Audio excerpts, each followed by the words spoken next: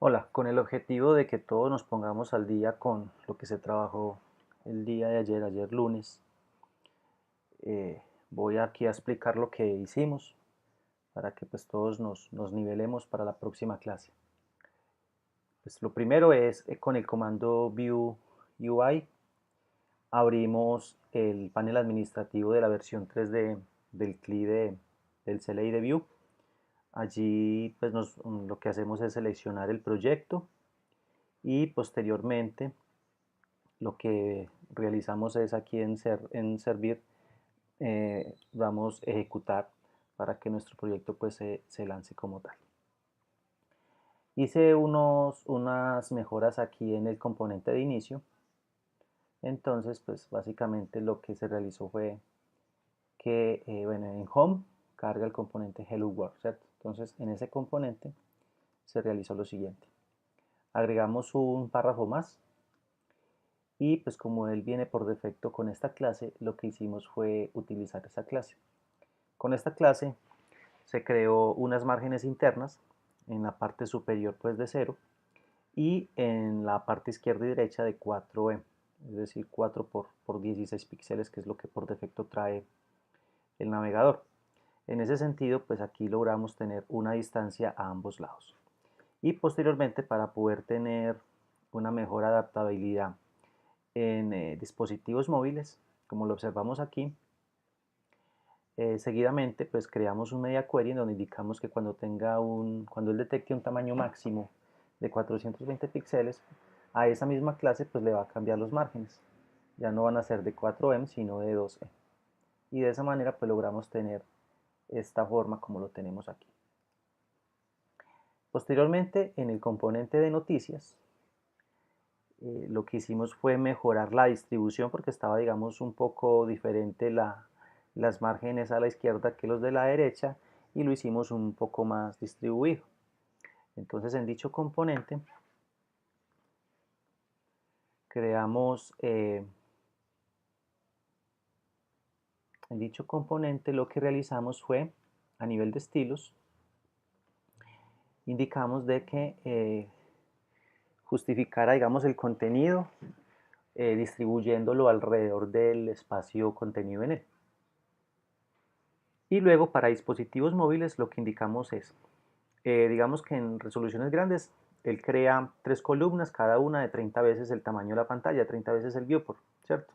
Viewport width, es su ancho, 30 veces el ancho del viewport.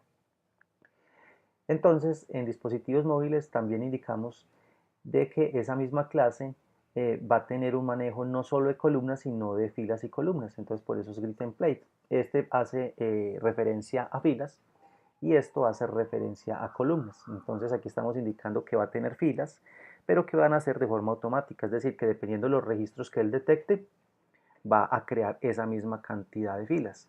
Pero a nivel de columnas solamente va a tener una columna y que va a ser de 95 veces el viewport.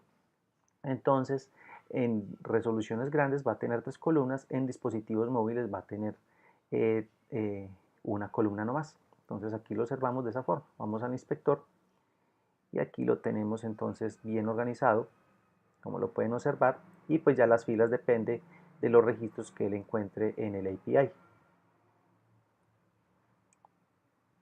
Luego ya a nivel de contenido, lo que hicimos fue, perdón, a nivel de lógica, lo que hicimos fue refactorizar un poco nuestro script y aquí agregamos lo siguiente. Con el hook de methods, nosotros aquí podemos crear los métodos personalizados, entonces se creó el método listar y toda esta instrucción estaba anteriormente en el mounted, ¿cierto? Que es digamos que el mounted es del ciclo de vida. Entonces, cuando un componente es instanciado o es montado, pues este es el primero que se ejecuta. Entonces aquí lo que hicimos fue refactorizarlo, crear un componente y pues obviamente lo invocamos desde el mounted. De resto pues no se hizo nada más aquí a nivel de lógica. Y dentro de lo que es el template y el HTML lo que hicimos fue definir la llave, colocando aquí como índice la variable para eh, que no nos salga el error que había antes. Anteriormente nos aparecía esto, aunque permítame yo Hago acá una prueba a ver si nos queda mejor así.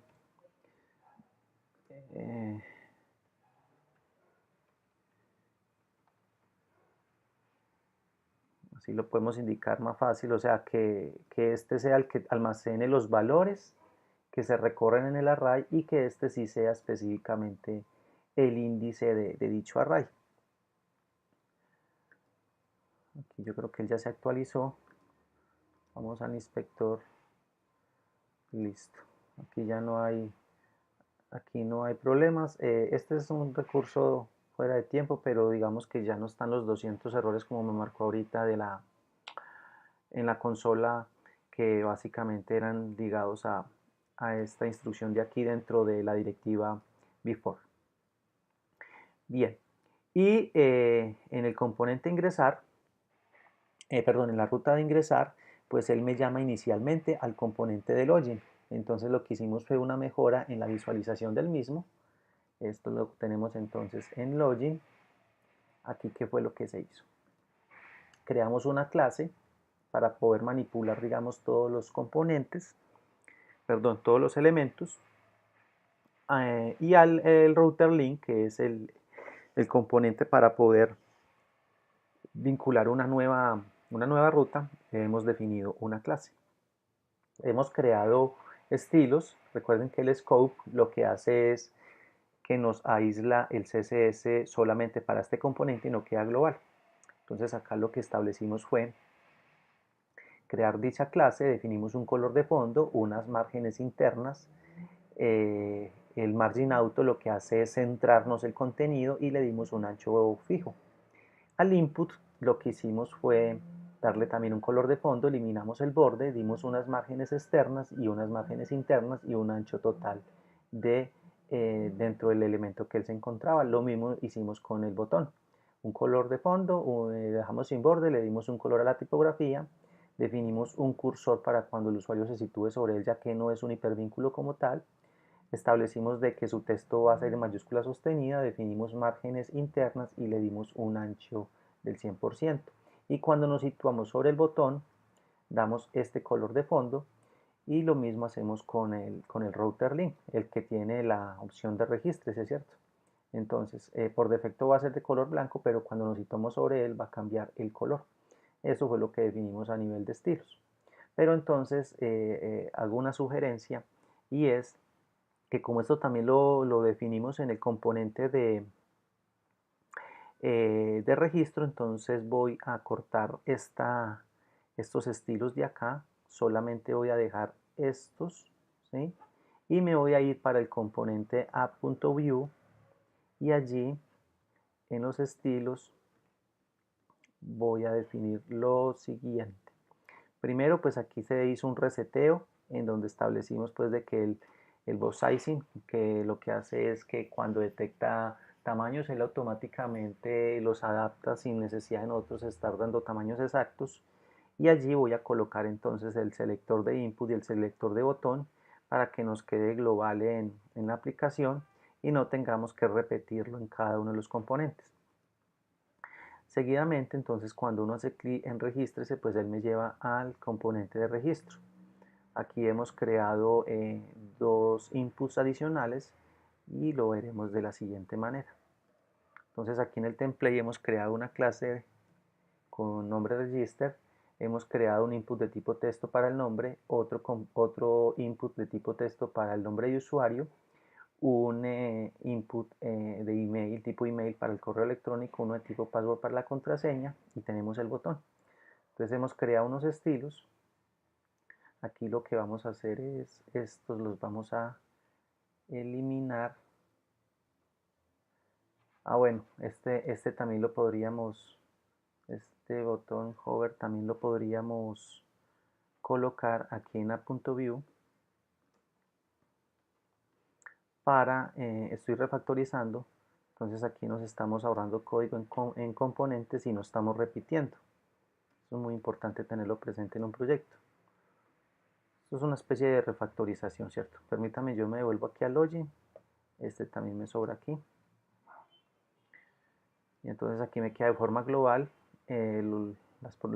las propiedades para el input y para el botón. Volvemos a registro. Entonces digamos que en registro definimos un color de fondo, unas márgenes como tal internas, unas márgenes externas y un ancho total. Permítame, yo aquí comparo con... bueno, aquí podríamos hacer lo siguiente. Entonces, esto acá directamente lo podemos eliminar ya que es igual al que tenemos aquí en registro, y entonces de esta manera aquí en .view podríamos hacer lo siguiente. Podríamos tener entonces la clase login y la clase registro, que tienen los mismos valores. Entonces de esta manera esto no lo necesitaríamos, porque más adelante también vamos a utilizar algunos formularios para el CRUD, y entonces aquí estamos reutilizando correctamente código y no se nos ha dañado nuestros estilos. Entonces digamos que ahí de una forma también hemos aprendido cómo podemos manipular CSS de forma global o de forma exclusiva para los componentes.